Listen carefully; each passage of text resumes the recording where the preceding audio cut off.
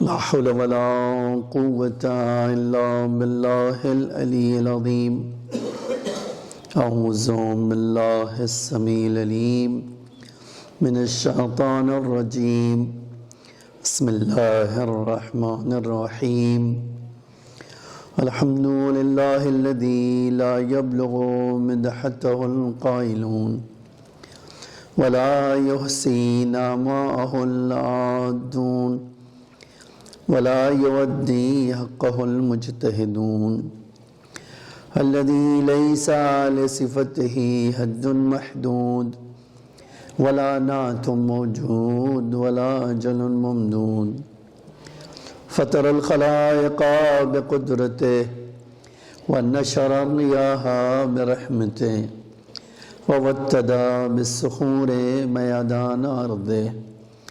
ثم الصلاة والسلام والتحية والإكرام على بشير النذير والسراج المنير حبيب إله العالمين أبي القاسم المصطفى محمد. اللهم صل على محمد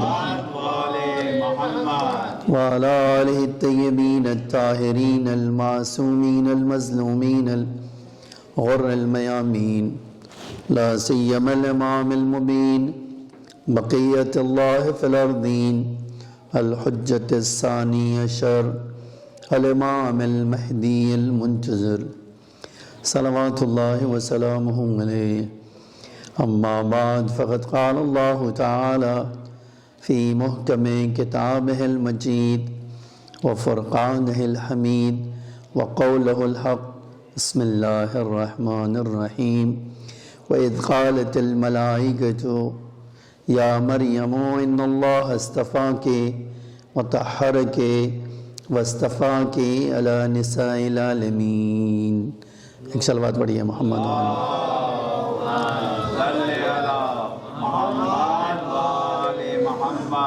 خداوند عالم نے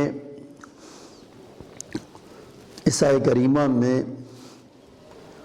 جناب مریم کو مخاطب کرتے ہوئے یہ بیان کیا ہے کہ جب فرشتوں نے جناب مریم کو خطاب کر کے کہا یا مریم ان اللہ اصطفاک، اے مریم اللہ نے آپ کو سیلیکٹ کر لیا ہے، آپ کا انتخاب کر لیا ہے، آپ کو مقام اصطفاء میں قرار دیا ہے. وطہرک، اور اصطفاء کے بعد آپ کو انتخاب کرنے کے بعد آپ کو طیب و طاہر قرار دیا ہے. اور طیب و طاہر کہنے کے بعد پھر سے کہہ رہے واصطفاک، اے مریم اللہ نے آپ کو چن لیا ہے، انتخاب کر لیا، عورتوں کے درمیان میں سے آپ کو انتخاب کر لیا. عزیزان گرامی، جب ہم عیسیٰ کریمہ کو پڑھتے ہیں تو اس میں 2 بار لفظ اصطفاء کا استعمال ہوا. اصطفاء کے ایک ہی آیت میں بیچ میں خالی وطہرک ہے، بقیہ آگے پیچھے اصطفاء کا لفظ بار بار ریپیٹ ہوا ہے، 2 بار آیا. تو ایک بہت سیدھا سے سوال ہوتا ہے، کیا اللہ کی ڈکشنری میں لفظ کی کمی تھی کہ کوئی لفظ ہی اللہ ڈھونڈ نہیں پا رہا تھا معاذ اللہ، تو اس نے کیا کیا، وہ دوبارہ اس نے کہہ دیا. تو جو لغت کا خالق ہو سب کے بارے میں یہ تصور ہو سکتا ہے، لیکن جس نے ہزاروں لغت انسانوں کو بولنے کی طاقت دے دی ہے، اس خدا کے وہاں لفظ کی کمی نہیں ہو سکتی ہے. یہ بہت نیچرل بات ہے. تو پھر کیا بات ہے؟ اس کا راز یہ ہے کہ دیکھیے قرآن جو ہے ایک ایسی کتاب ہے جس میں ایک الف اور ایک حمزہ، دونوں جتنے حمزہ استعمال ہوئے، جتنے الف استعمال ہوئے، کوئی ایک بغیر حکمت کے نہیں ہے. اچھا، ایک جو ہے چیز عربی قانون میں پائی جاتی ہے، وہ کیا ہے؟ کہتے ہیں کہ دیکھیے جتنے الفاظ زیادہ ہوں گے اتنی معنی کی کثرت پائی جائے گی، ٹھیک ہے؟ زیادت الحروف تدل علی زیادت المبانی، حروف کی کثرت معنی کی کثرت پر دلالت کرتی ہے۔ تو اب ظاہر سی بات ہے کہ دو لفظ استعمال کرنا ایک ہی آیت میں، دو بار استعمال کرنا، اور وہ بھی کہنا استفاء کی منزل میں ہے، تو وہ دو پیغام ساتھ میں لے کر آئے۔ وہ پیغام کیا ہے؟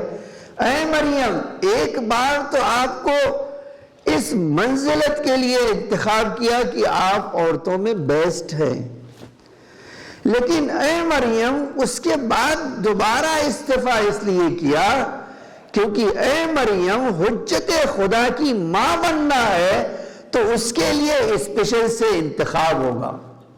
اچھا، مطلب کیا ہے؟ جو اماموں کی ماں بنتی ہیں، جو نبیوں کی ماں بنتی ہیں، ان میں ایک ایسی ظرفیت پائی جاتی ہے، ایک کیپیسٹی پائی جاتی ہے، ایک لیاقت پائی جاتی ہے، ایک استعداد پائی جاتی ہے، جس کی بنا پر اللہ کیا کہہ رہے؟ اے مریم ہم نے آپ کو دوبارہ چن لیا۔ کس لیے چن لیا؟ تاکہ اللہ اپنا کلمہ آپ کو عطا کر سکے۔ ایک جملہ کہہ کے آنا چاہتا ہوں، تو جو مسیحا کی ماں بننا ہوتا ہے اللہ اس کی تعریف یوں کرتا ہے، ایک آیت میں دو بار اس کے لیے لفظ استفاء کا استعمال کرتا ہے، تو جو فخر عیسیٰ ہو اس کی ماں کا انتخاب کرنا ہوگا تو کیا اللہ جو سلیقہ استعمال کرے گا؟ ہے نا ایک سوال۔ اسی لیے عزیزانی گرامی، یہ بہت، آپ جب ماؤں کی تاریخ پڑھتے ہیں تو ایک بدنصیبی ہے۔ ایک بدنصیبی کیا ہے؟ وہ بدنصیبی یہ ہے کہ تاریخ کے مزدوروں نے ہر ایرے غیرے نتو خیرے کا ذکر کیا، لیکن جن کا ذکر کرنا تھا ان کو تاریخ کے دامن میں فراموش کر دیا۔ یہ ایک بہت بڑی بدنصیبی رہ گئی۔ لیکن ہمیشہ سے ائمہ ہمارے اس بارے میں کیا ہے؟ رہنما رہے ہیں۔ اب ایک روایت سناتا ہوں، آج چونکہ چوتھے امام کی ایک تاریخ میں، اس تاریخ میں بہت سارے جو ہے ہمارے وہاں تھا، ہجری میں بھی اختلاف انہی تاریخ کے مورخوں کی بنا پر ہے، ٹھیک ہے؟ 36 سے لے کر 36 ہجری، 37 ہجری، 38 ہجری، 48 ہجری کسی نے بھی لکھ دیا، تو جو جیسا پاتا تھا وہ لکھ دیتا تھا۔ یہ بھی ایک عجیب بات ہے کہ بھئی اماموں کی ہجری، اچھا تاریخ جب دیکھیں گے تو آپ کو تاریخ بھی کسی نے کہا شعبان میں، کسی نے کچھ، آخر یہ ہے کہ جمادی الثانی کی نیمہ جمادی الثانی، 15 جمادی الاول، یہ ایک تاریخ بتائی گئی۔ اب میں جو آپ کو ایک حدیث سنانا چاہتا ہوں، اس حدیث پہ غور کریں آپ، تو آپ کو پتہ چلے گا کہ ان ماؤں کا جو انتخاب کیا ہے، یہ انتخاب بھی خدا عالم الغیب خدا نے کیا ہے، اور ان کی عظمت کو کوئی چیلنج نہیں کر سکتا ہے۔ اب ایک حدیث سن لیجئے اسی موضوع کی۔ وہ حدیث یہ ہے کہ جابر کہتے ہیں کہ میں جناب زہرا سے امام حسین کی ولادت پر مبارکباد دینے گیا۔ کون گیا ہے؟ جابر، اور امام حسین کی ولادت پر مبارکباد دینے گئے۔ تو کہ گھر پہ گئے اور بی بی کو مولا، جابر کہتے ہیں کہ میں نے اس دن یہ سنا کہ بی بی کو اللہ کی طرف سے تحفہ ملا ہے امام حسین کی ولادت پر۔ تو انہوں نے کہا بی بی میں نے سنا ہے کہ آپ کے پاس لوح کہتے تھے تختی کو، ابھی اگر آپ سمپل ترجمہ کریں تو لوح جو ہے سلیٹ آپ کہہ سکتے ہیں، پہلے ہمارے زمانے میں تختی ہوتی تھی اور چاک سے لکھا جاتا تھا تو ایک الگ، لیکن اب جو ہے زمانہ بدلا تو بہت چیز بدل گئی، لیکن لوح کہا جاتا ہے عربی میں تختی کو، بلیک بورڈ یا وائٹ بورڈ جو آپ کہنا چاہیں۔ تو کہا بی بی میں نے سنا ہے کہ خدا نے آپ کو یہ اس وقت تحفے میں امام حسین کی ولادت پر آپ کو یہ گفٹ کیا ہے، جاننا چاہتا ہوں کہ اس میں ہے کیا، اگر دیکھ لیتا تو۔ بیوی نے فرمایا کہ جابر یہ لوح وہ ہے جو امام یا وسیع امام صرف دیکھ سکتا ہے، تمہیں دکھا نہیں سکتی ہوں میں۔ کہا ہے کیا بی بی؟ کہا یہ بتا سکتی ہوں، یہ بتا سکتی ہوں کہ اس میں ہے کیا۔ تو پوچھا کیا ہے؟ کہا اے جابر میری اولاد قیامت تک جو آنے والی ہے ان کا اور ان کی ماؤں کا ذکر ہے۔ تو آپ دیکھیں، آپ کہہ سکتے ہیں کہ ان اماموں کی ماؤں کا انتخاب اس دنیا کی خلقت کے ساتھ ہی ہو گیا تھا۔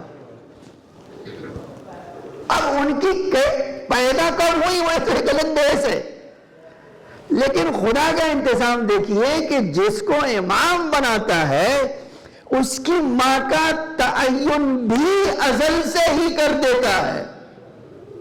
اب کسی کو شک نہ ہو کہ وہ کہاں تھی، یہ تو عالم الغیب خدا جہاں چاہے انہیں رکھے اور جہاں سے چاہے اٹھا کر مدینے پہنچا دے، یہ تو آپ کا اور میرا کوئی دخل رہی نہیں، یہ تو جس نے انہیں بنایا ہے اس نے ان کے لیے انتظام بھی کیا ہے۔ اچھا میں جب جناب شہربانوں کے بارے میں ایک ریسرچ کر رہا تھا تو جانتے ہیں کیا ہے، بہت سارے جو ہے اختلاف تاریخ یعقوبی میں ہمارے پاس آپ کو ملے گا، ہماری معتبر کتابوں میں ملے گا، بصائر الدرجات میں ملے گا، ارشاد میں ملے گا، شیخ مفید اور شیخ توسی دونوں نے لکھا ہے، ارشاد میں ملے گا، کافی میں جناب کلینی نے لکھا ہے۔ لیکن جب محققین نظر ڈالتے ہیں تو اس میں اختلاف آپ کو ملے گا، میں اس اختلاف میں نہیں جانا چاہتا ہوں، بس آنا چاہتا ہوں کہ ان سارے جو ہے اس میں سے نام بی بی کی ماں کا شہربانو، اب یہ شہربانو کیا تھی اس کے بارے میں سمجھیے کہ ضروری ہے کہ ہمارے بچے جانتے ہوں گے ہمارے ماموں کی مائیں کہاں سے آئیں اور ان کا کردار کیا تھا۔ تو ایک چیز تو آپ جان لیجئے کہ ان کا انتخاب خدا کی طرف سے ہو گیا۔ اچھا اب ہم حدیثوں میں جو پڑھتے ہیں، زیارتوں میں پڑھتے ہیں، وہ کیا ہے؟ ہم جب سلام کرتے ہیں تو اشہد انک کنت فی اسلاب، ہم گواہی دیتے ہو کہ اے میرے مولا آپ جو ہے اس دنیا میں آنے سے پہلے ہی پاکیزہ باپ اور پاکیزہ ماؤں کی صلب میں رکھے گئے، ٹھیک ہے؟ اور حامل مطہرات، آپ کو یہ جنرل آپ کو زیارت میں جملہ مل جائے۔ تو یقینی بات ہے جس طرح اللہ تعالیٰ نے جناب مریم کا انتخاب کیا تھا عیسیٰ کے لیے، آل محمد کے اماموں کی ماں کا بھی انتخاب خدا نے کیا ہے۔ اب ایک روایت خالی سنانا چاہتا ہوں کہ جناب شہربانو جب ایران سے آئیں، یہ پکا ہے کہ ایران سے آئیں، لیکن اس میں اختلاف ہے کہ کس کے زمانے میں آئیں، ٹھیک ہے؟ کس کے زمانے میں آئیں یہ اختلاف۔ بہت ساری تاریخوں نے کہا کہ خلافت ثانیہ کا زمانہ تھا، ٹھیک ہے، دوسرے 2 نمبر والے کا زمانہ تھا، کسی نے کہا 3 نمبر والے کا تھا، لیکن ایک تاریخ ہے کہ امام علی علیہ السلام کے گورنر نے، تاریخ میں نام بھی درج ہے ان کا، جو ایران میں گورنر خراسان میں معین کے امام نے، انہوں نے ان شہزادیوں کو مدینے بھیجا، ان دونوں کو امام علی کی حکومت کے زمانے، ایک یہ بھی ہے۔ تو 3 نظریے پایا تھا، اس نظریے میں نہیں جانا چاہتا ہوں، لیکن یہ تینوں نظریے پایا تھے۔ لیکن جو بڑا مشہور ہے، مشہور کیا ہے، جب بی بی شہر بانو مدینے آئی تو میں نے تاریخ میں جملہ دیکھا کہ ان کی خوبصورتی کا اتنا چرچا تھا کہ پورا مدینہ ان کو دیکھنے کے لیے آیا، پورا مدینہ امڑ کر پیغمبر کی مسجد میں آیا، حتیٰ تاریخ میں عورتیں اور مرد سب آئے، کس لیے؟ بی بی کو دیکھنے کے لیے۔ اب بی بی جو لباس پہنے ہوئے تھی، جب ان کو مسجد میں لایا گیا تو انہوں نے اپنا چہرہ ڈھک لیا اور اپنی زبان میں، فارسی زبان میں کہا کہ یزجرد کی بیٹیوں کو یہ دن بھی دیکھنا پڑا کہ اس طرح مجمع عام پہ لائی گئی۔ تاریخ میں لکھا ہے کہ جب یہ انہوں نے کہا تو 2 نمبری کو ان کو کہ یہ مجھے گالی بک رہی ہے، یہ مجھے گالی بک رہی ہے، تو یہ تاریخ میں ہے کہ یہ مجھے گالی بک رہی ہے۔ امام علی علیہ السلام نے فرمایا جب تم زبان نہیں جانتے ہو تو جو کہیں گی وہ تمہیں گالی ہی لگے گا، ٹھیک ہے، یہ بھی ایک بات ہے۔ اچھا آپ بھی کسی کو دیکھ کے کچھ کہیے ایک ایسی زبان میں، کسی بھی زبان میں کسی کو دیکھیے اور کچھ کہہ دیجئے، وہ یہ نہیں کہہ کہ میری تعریف کر رہا ہے، مگر یہ کچھ نہ کچھ میرے خلاف بات کر رہا ہے۔ تو اب جو ہے دیکھیے 2 پہلو میں اس میں ذکر کرنا چاہتا ہوں، بڑا غضب کا یہ پہلو ہے تاریخ کا، کہ اب جب یہ کنیز جو ہے شہزادیاں آئیں تو بہت سارے اور اسیر ہو کے ایرانی آئے، تو خلیفہ نے کہا کہ بھئی اسلامی قانون کے مطابق ان سب مردوں کو بیچ دیا جائے، عورتوں کو نوکرانی بنا لیا جائے، ایک ایک ان کو بھی بیچ دیا جائے، یہ دونوں۔ تو اچھا مسلمانوں کا جو حصہ بنتا ہے، جس کے حصے میں بیچنے کے بعد جو پیسہ ملے گا وہ مسلمانوں کے درمیان بانٹ دیا جائے، جو فوجی ہیں ان کو دے دیا جائے۔ امام نے ایک جملہ فرمایا، امام علی علیہ السلام نے ایک جملہ فرمایا کہ امام نے فرمایا جس کی کرسی پہ بیٹھے ہو اسی کی سنت یاد نہیں۔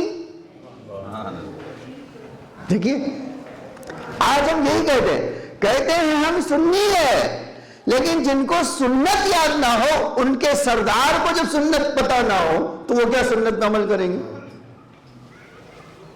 اسی لیے ہمارے وہاں ڈاکٹر تیجانی نے خطاب لکھی تھی، شیعہ ہی اصل اہل سنت ہیں، کیونکہ سنت پیغمبر پر عمل کرنے والے صرف شیعہ ہیں، ٹھیک ہے۔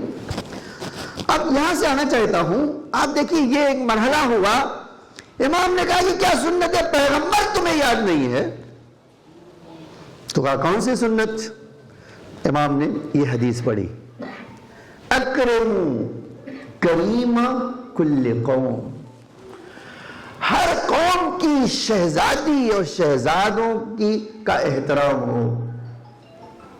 وہ عام نہیں ہے، وہ عام انسان نہیں ہے، وہ بزرگ لوگ ہیں، بڑے لوگ ہیں۔ تو کہا پھر آگے کیا کرنا چاہیے اگر بڑے لوگ ہیں؟ آپ نے یہ تو سنت ہمیں سنا دیا کہ بھائی اگر بڑی شہزادیاں ہیں تو ان کو آپ بیچ نہیں سکتے بازار میں۔ تو امام نے فرمایا کہ ان کا طریقہ یہ ہے کہ ان کو اجازت دی جائے، جس مسلمان لڑکے سے شادی کرنا چاہیں وہ کر لے، جس مسلمان لڑکے سے کرنا چاہیں شادی کر لے، یہ ایک طریقہ ہے۔ تو اب تاریخ کہتی ہے کہ انہوں نے نائیں دیکھا بائیں دیکھا، کہا اچھا ٹھیک ہے، اب پوچھئے ان لڑکیوں سے کس سے شادی کریں گی؟ اب ہمارے وہاں تو ایک جملہ کہہ سکتے ہیں، تاریخ میں بعض جگہ میں نے یہ دیکھا یہ کہ انہوں نے سوچا میں خلیفہ ہوں، میری طرف بھی کوئی آ ہی جائے گا۔ لیکن دیکھو اللہ بصیرت جب دیکھتا ہے نا، جب ازل سے کسی کا انتخاب کرتا ہے تو اس کو اتنا ویژن بھی دیتا ہے کہ کس کے ساتھ شادی کرنا۔ عجب جملہ ہے روایت کا، تاریخ کا، کہ جیسے ہی یہ کہا کہ امام نے فارسی میں کہا کہ تم شہزادی ہو، جس مسلمان سے اس مسجد میں ہے چاہو ہاتھ انگلی کرو، اشارہ کرو، اس سے تمہاری شادی ہو جائے گی۔ تاریخ نے لکھا ہے اس مجمع میں بی بی شہربانو نے ایک بار نظر دوڑائی اور امام حسین کی طرف اشارہ کیا مجھے۔ تو بعض تاریخوں میں یہ جملہ ہے، بعض تاریخوں میں یہ جملہ بھی ہے۔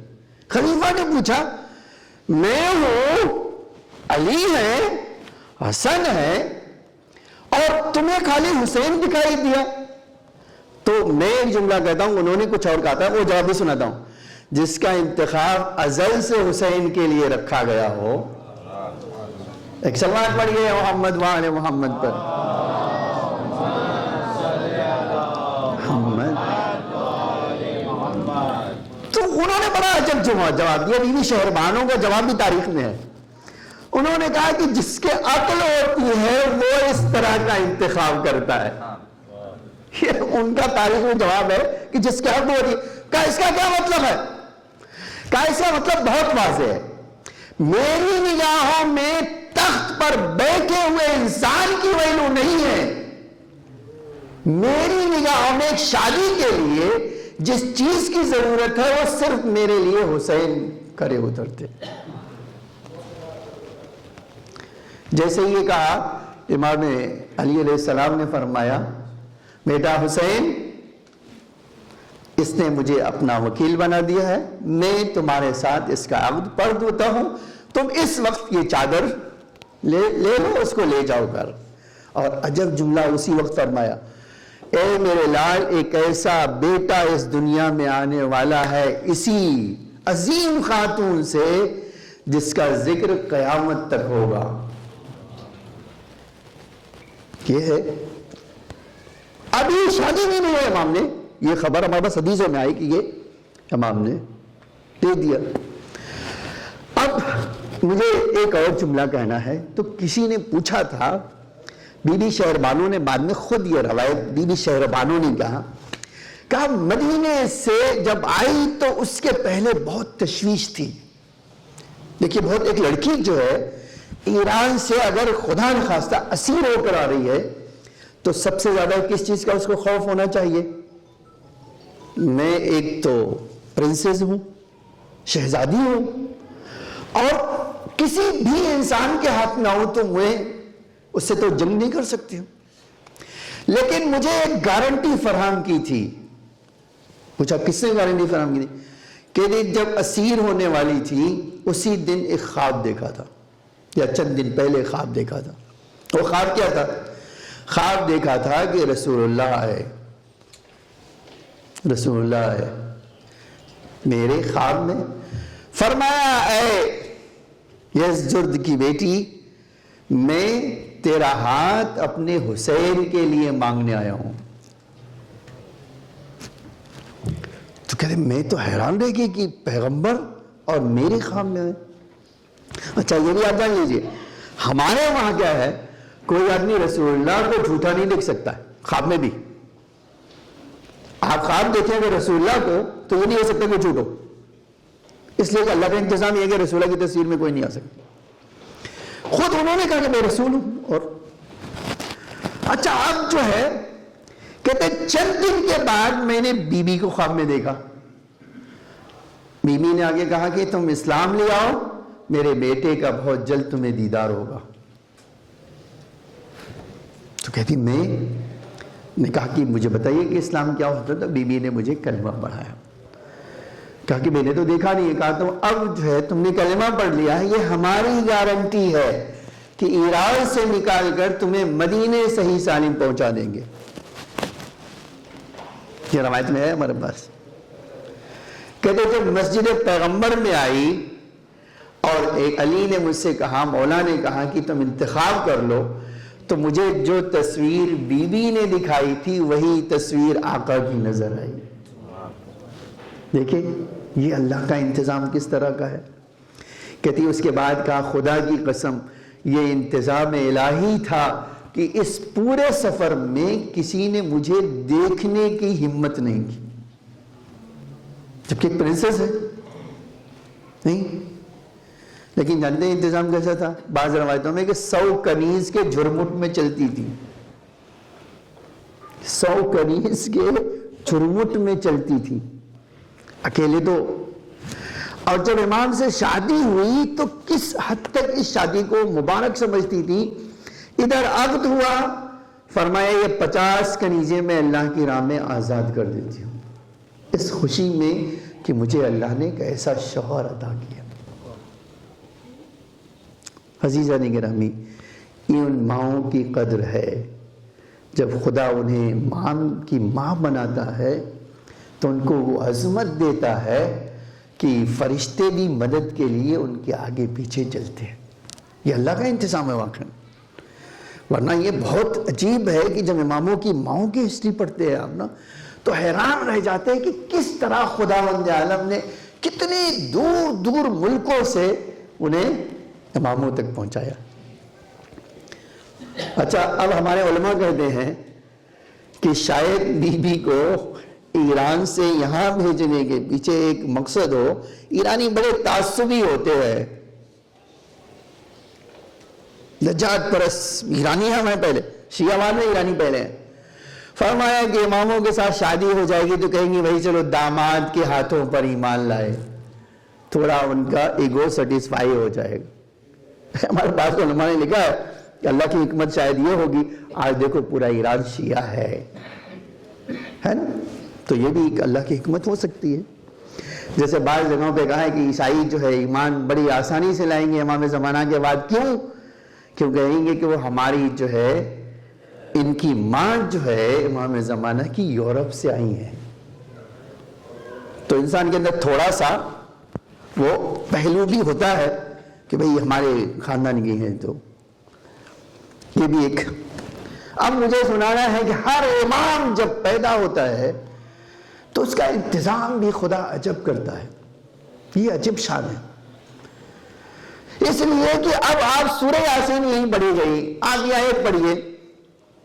میں نے جو آیت پڑھی ہے تو وہ کیا استفاء اور استفاء کے بعد طہارت، دو چیزیں اللہ تعالیٰ جناب مریم سے کہتا ہے. لیکن آپ اسی سورہ یاسین میں پڑھیے اللہ کیا کہتا ہے، اِنَّا نَكْتُبُ مَا قَدَّمُوا آثَارَهُمْ. ہم ہر چیز کو لکھتے ہیں. یہی نہیں کہ ہر چیز کو لکھتے ہیں جو تم نے کیا ہے، بلکہ اس کام کے جو اثرات ہوتے ہیں وہ بھی لکھ دیتے ہیں. اس کے بعد والا جملہ ہے وَكُلُّ شَيْءٍ أَحْصَيْنَاهُ فِي إِمَامٍ مُبِينٍ. اور ہر چیز کا مطلب کیا ہے؟ جس کو آپ چیز کہہ سکیں وہ امام میں آئے.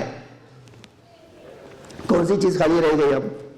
اب آپ یہ اگر اس کا چیز کا معنی نکالیے آپ تو کیا کون سی چیز ہے جو امام میں نہیں ہوگی، ہے نا. اب اسی لیے کہا جاتا ہے، ہمارے وہاں جو ہے پڑھا جاتا ہے اور ہمارے عقیدے میں بھی ہے کہ جب امام پیدا ہوتا تھا کچھ چیزیں کامن تھی. وہ کیا ہے؟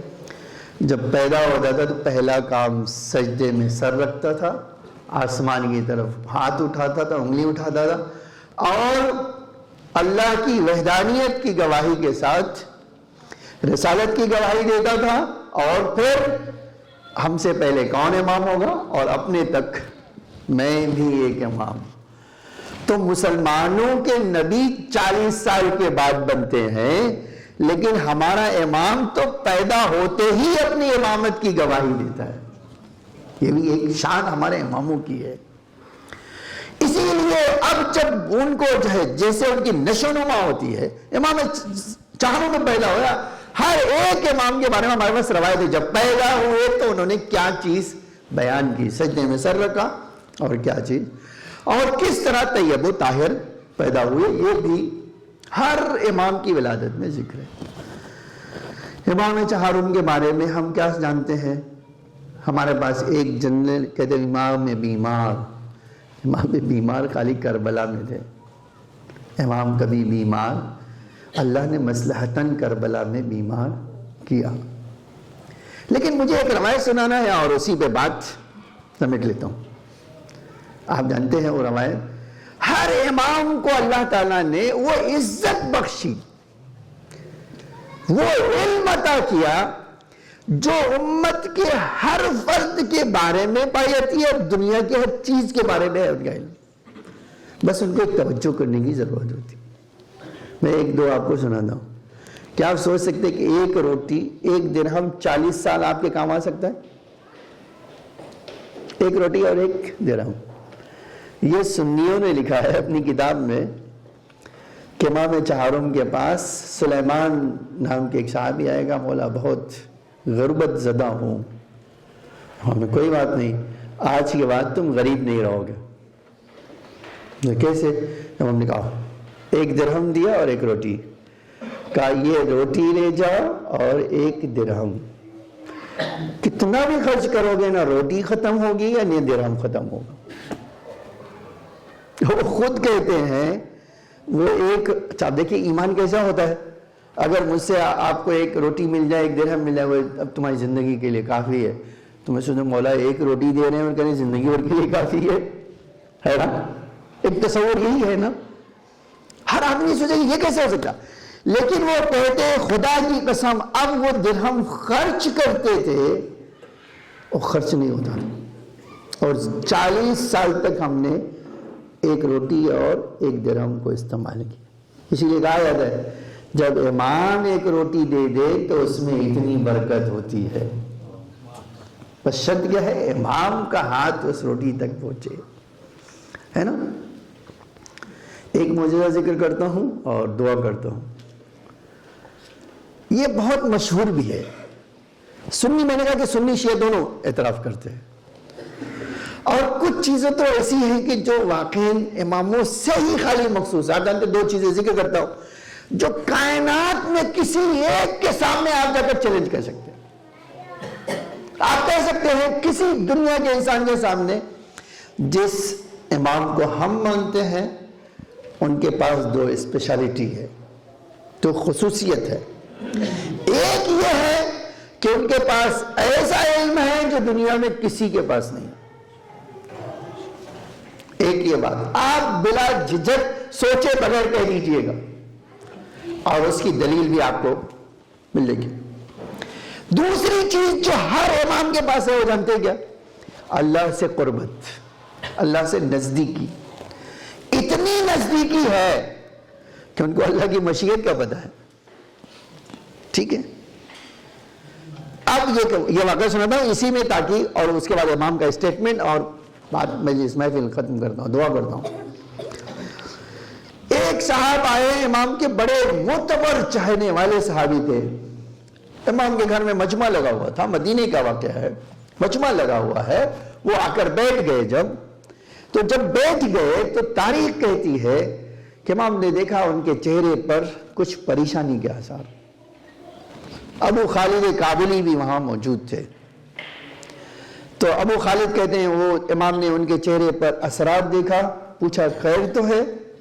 تو اس نے کہا مولا 400 اشرفی کا مقروض ہوں اور یہ قرض ہے اور دوسرے گھر میں کھانے کو بھی نہیں ہے. راوی کہتا ہے امام کی آنکھوں سے آنسو جاری ہو گئے. تو ایک آدمی خود بھی تعجب کرتا. اب امام کے گھر میں تو مجمع تھا. جب مجمع تھا اور امام نے اس کی بات سنا اور رونے لگے تو اس سے پوچھا مولا آپ کیوں رو رہے ہیں؟ جواب دیا، امام نے جواب دیا کہ دیکھو یہ رونے کا ہی تو مقام ہے کہ اگر ایک مومن پریشان ہو اور ہم اس کی پریشانی حل نہ کر پائیں کسی بنا پر تو ہم کم سے کم اس کی مصیبت میں شریک تو ہو سکتے ہیں. اب میں رو رہا ہوں اس لیے کہ تمہاری مصیبت کا احساس کر رہا ہوں. ابو خالد کہتے ہیں امام کے رونے سے پوری یہ فضا جو تھی نا وہ مقدر ہو گئی.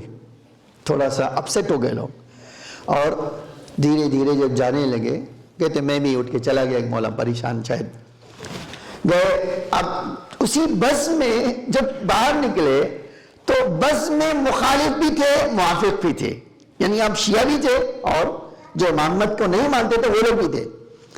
ایک آدمی دوسرے سے کہہ رہا دیکھو یار عجیب لوگ ہیں یہ امام، ان کے شیعوں کے عجیب لوگ ہیں، ان کا کبھی تو اتنی طاقت بتاتے ہیں کہ یہ جو کہتے ہیں اللہ کی بارگاہ میں قبول ہے، اور کبھی اس طرح سے بے کسی دکھا رہے کہ دیکھو اس نے یہ کہہ دیا تو امام رونے لگے اور یہ فرمایا کہ تمہاری مصیبت بڑی ہے، مدد نہیں کر سکنے کے لیے افسوس ہے.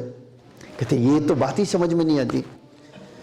ابو خالد کہتے ہیں یہ تانا کسی نے اس آدمی کو بتایا جس نے یہ امام سے کہا تھا کہ مولا پریشان ہوں.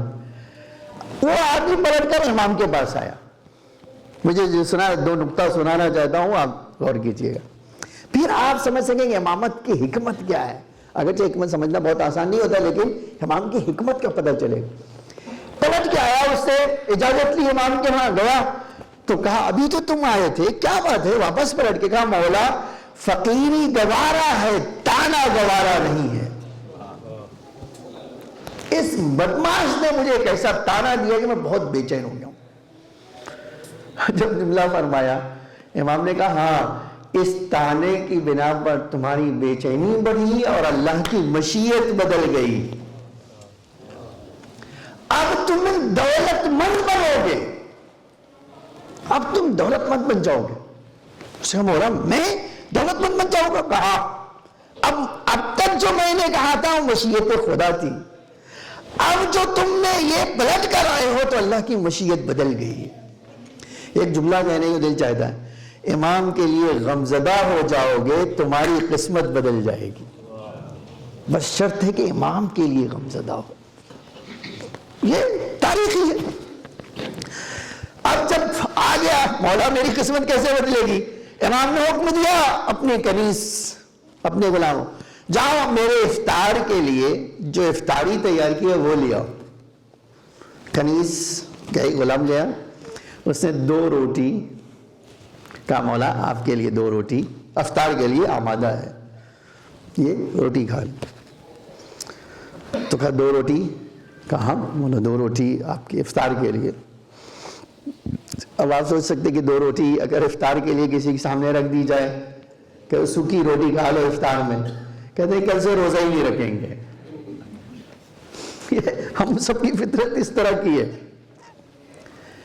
اس نے کہا ٹھیک ہے مولا آپ، امام کے 2 روٹی لے جاؤ، جاؤ اللہ تمہیں دولت مند بنا دے گا.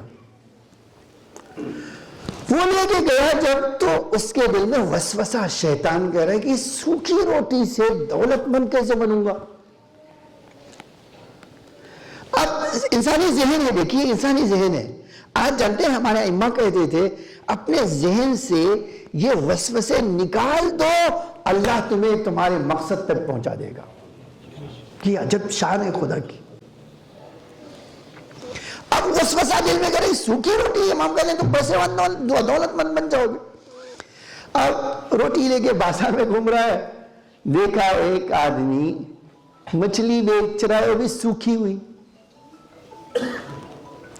اس کے پاس گئے، کہتے ہیں میرے پاس سوکھی روٹی ہے، تمہارے پاس سوکھی مچھلی ہے، تو ہمارا کام ہو سکتا ہے تم وہ سوکھی مچھلی مجھے دے دو اور میں تمہیں سوکھی روٹی دے دوں. ہو سکتا ہے؟ اس نے کہا چلو بہت نہیں بک رہی ہے تو لے ہی لو تم. اس نے مچھلی دیا، وہ سوکھی روٹی لے لی. اب ایک روٹی ان کے پاس اور ہے، وہ روٹی لے کے گھوم رہے، دیکھا ایک نمک میں، اب دیکھیے پہلے نمک جب آتا تھا ڈھیلا اس میں تو کوئی گندا ہوتا تھا، کوئی صاف ہوتا تھا، تو اس زمانے میں بھی ایسے ہی تھا. نمک دیکھا اور بچا کھچا ہے اور اس میں ٹوٹا پھوٹا ہے، تو یہ سمجھ گیا کہ یہ نمک کو لینے والا نہیں ہے، تو ابھی تک بیٹھا ہوا بازار میں. تو اس کے بعد دیکھو تمہارا وہ نمک نہیں لے رہا ہے نا، میرے پاس بھی ایک روٹی ہے، چلو بدل لیتے ہیں، تم یہ روٹی لے لو میں نمک لے لوں، میرا کام ہو جائے گا، میرے بچے بھوکے ہیں تو کھانے کا انتظام ہو جائے گا. اس نے کہا چل لاؤ نمک لو اور لاؤ روٹی دے دو مجھے.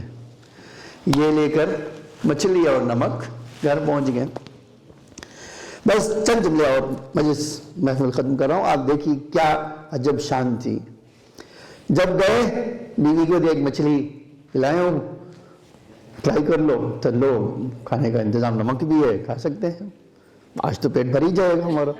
کل اللہ دیکھے کہ مولا نے کہا ہے کہ پیسے والے بن جاؤ گے بہت جلد.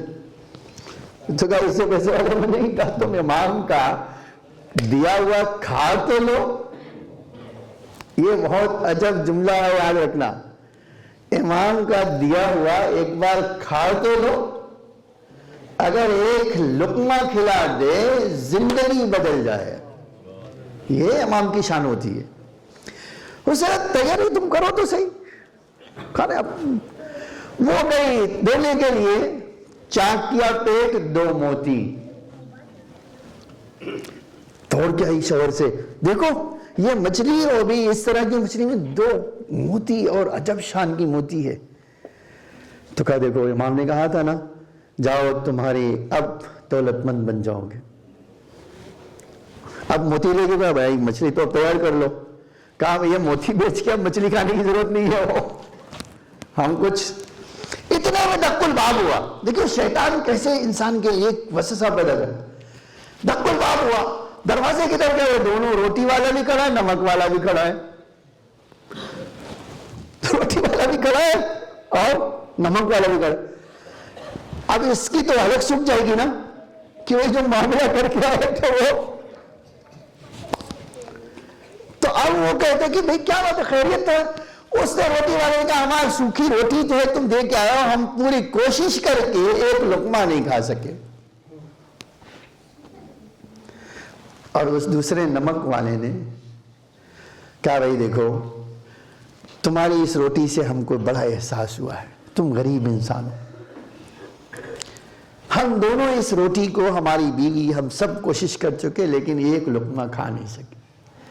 تو ہم کو احساس ہوا کہ اتنی سوکھی روٹی جو ہے ایک غریبی آدمی کے پاس ہو سکتی ہے، تمہارے پاس تو اس کا مطلب تم بہت حالت خراب ہے تمہاری، تو اب ہمدردی میں ہم کریں نمک بھی لے لو، مچھلی بھی لے لو، روٹی بھی لے لو، یہ دونوں لے لو، ہمارا حلال، نمک بھی حلال، مچھلی بھی حلال تمہارے لیے۔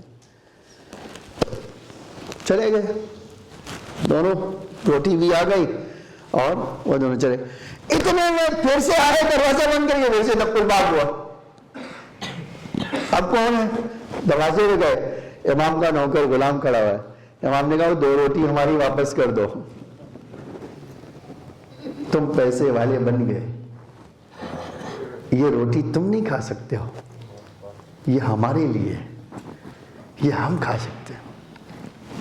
اچھا اب تاریخ میں اس کے بعد، یہ تاریخ میں اب جب دیکھا دیکھی کوئی آدمی جلدی سے حالات بدل جائے، اب اچھا سا گھر بن جائے اور رنگ شنگ بدل جائے، لیپا پوتی شروع ہو جائے، تو آپ سوچ سکتے ہیں کہ ہر آدمی سوچنے لگتا ہے ہوا کیا ہے یہ، تو کیا یہ تو دیکھو اس کی تو حالت بدل گئی۔ پوچھا کیسے بدل گئی؟ کہا تم ہی تانا دے کر آئے تھے نا، تمہارے تانے کا ویلکم کرتا ہوں، ایسے ہی تانے دے دیا کرو تاکہ کہیں آؤ۔ ہمارے ایک دوست ہیں، ان کی قاغہ کراتی جو ہے، ایک بڑا مشہور نام ہے ایران میں، عالم قاغہ کراتی، وہ ایک جملہ سناتے ہیں، بہت دلچسپ جملہ، وہ سن لیجیے پھر میں آتا ہوں امام نے اس کے بعد کچھ کہا ہے۔ وہ کیا کہتے ہیں کہ ہمارے جو ہے گھر میں جب ہمارے بابا اور ہمارے پڑوسی جو ہے ہم رہتے تھے تو ہمارے باپ بھی عالم تھے، 10 سال ہماری والدہ کو کوئی اولاد نہیں ہوئی، تو پڑوسی کیا کرتا تھا، اس کے گھر میں بلی نے کئی بچے دے دیے، اس نے کیا کیا، وہ بلی کے بچے ہمارے گھر میں لا کر چھوڑ گیا۔ اچھا ایرانی ہے، اتنا تو قیامت ہو جائے گی۔ اب باپ کو ہمارے پتہ چلے کہ اتنی بلی کے بچے اور بلی ہمارے گھر میں لا کے وہ پڑوسی میں رکھ دیا، تو ہمارے باپ گئے ان سے کہا کہ یہ کیا حرکت ہے بھائی؟ تو پڑوسی نے کہا کہ ہمارے خود کے بچے نہیں ہیں تو بلی کے بچے سنبھالو۔ کہتے یہ بات ان کے دل کو لگی، اور اس کے بعد والا جملہ ہے کہ جب یہ اس نے کہا ہمارے باپ مولوی تھے، ان کو دل کو لگی، اللہ نے اس سے ہاتھ اٹھا کہ اے اللہ بچہ نہ دینا الگ مسئلہ ہے، تانے سننا الگ ہے۔ کہتے ہیں پتہ نہیں اس دن کیسی دعا باپ نے ہمارے کی تھی، جتنی بلی کے بچے تھے اتنے بھائی بہن ہم ہو گئے۔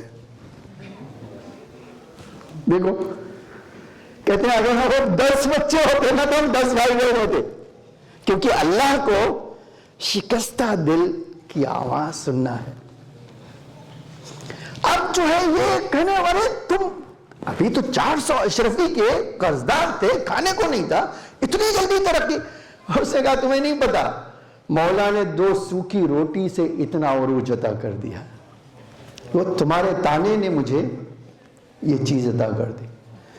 تو کہا یہ تمہارے امام بھی بڑے عجب ہے کسی کو دینا چاہتے ہیں تو اتنا عطا کر دیتے ہیں اور خود سوکھی روٹی کھاتے ہیں. اپنی فقیری کیوں دور نہیں کرتے؟ اپنے گھر میں کیوں چینجنگ نہیں لاتے؟ یہی بات اس نے پھر جا کر امام سے کہی. فرمایا پریشان نہ ہو، ان کو امامت کی معرفت ہی کتنی ہے. جب یہ ہمارے جد کے بارے میں کہہ سکتے ہیں کہ کیا ایک رات میں اپنے گھر سے بیت المقدس اور معراج پہ جا سکتے ہیں رسول اللہ، جبکہ وہاں سے مکے سے مدینہ آنے کے لیے رسول اللہ کو 12 دن لگے. تو یہ تو ایسے ہی ہے، ان کی فکر نہ کرو. اور پھر ایک جملہ فرمایا، لیکن ان کو یہ نہیں پتا کہ اللہ کا ولی کیا ہوتا ہے، اللہ کا ارادہ کیا ہوتا ہے. اور جا کر کہہ دو، ہم نے یہ جو زندگی چنی ہے اس لیے نہیں کہ ہم مجبور ہیں، اس لیے چنی ہے کہ خدا کو پسند ہے. ایک جملہ کر کے بعد ختم کرتا ہوں. اسی حدیث میں ایک جملہ ہے، امام نے فرمایا تم اللہ کی طرف سے دی ہوئی مصیبت کو صبر کر لو، شکوہ زبان پہ نہ لاؤ، اللہ ہر وہ چیز تمہیں دے دے گا جو تمہاری ضرورت کی. یہ ہے حکمت. یاد رکھیں، دنیا کو اللہ تعالیٰ نے اس طرح بنایا ہے کہ میں جس حالات میں ہوں اللہ کی بارگاہ میں لو لگا لوں.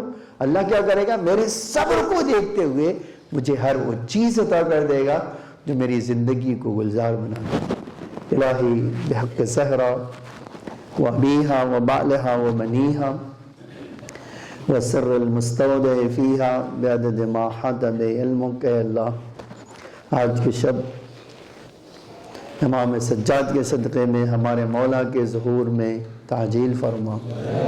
اے اللہ، ہم سب حاجت مند ہیں، امام سجاد کے صدقے میں ہماری عیدی، ہماری حاجتوں کو قبولیت کی صورت میں عطا فرما. اے اللہ، ہمارے ڈھیر سارے گناہوں کو معاف فرما، ہمارے مختصر سے اعمال کو قبول فرما. اے میرے معبود، مومنین جہاں بھی ہوں کی جان و مال، عزت آبرو کی حفاظت فرما. اے میرے معبود، تجھے محمد اور آل محمد کا واسطہ ہم سب کے رزق حلال میں برکت عطا فرما. اے اللہ، ہماری اولاد کو نیک اور صالح قرار فرما، ہماری عورتوں کی حفاظت فرما، ہمارے ضعیفوں پہ رحم فرما. اے میرے معبود، انہیں تمام آفات و بلیات سے محفوظ فرما. میرے معبود، ہماری اموات پر اپنی رحمت و مغفرت نازل فرما، ان کے درجات کو بلند سے بلندتر فرما، انہیں جوار ائمہ میں جگہ عطا فرما. اے اللہ، ہمیں حج و زیارت کی توفیق عطا فرما. اے میرے معبود، ہمیں نور آل محمد سے مزین فرما. اس دنیا میں محمد اہل بیت اور آخرت میں شفاعت اہل بیت نصیب فرما. ان اللہ ملائکتہ یصلون علی النبی یا ایھا الذین آمنوا صلوا علیہ وسلموا تسلیما.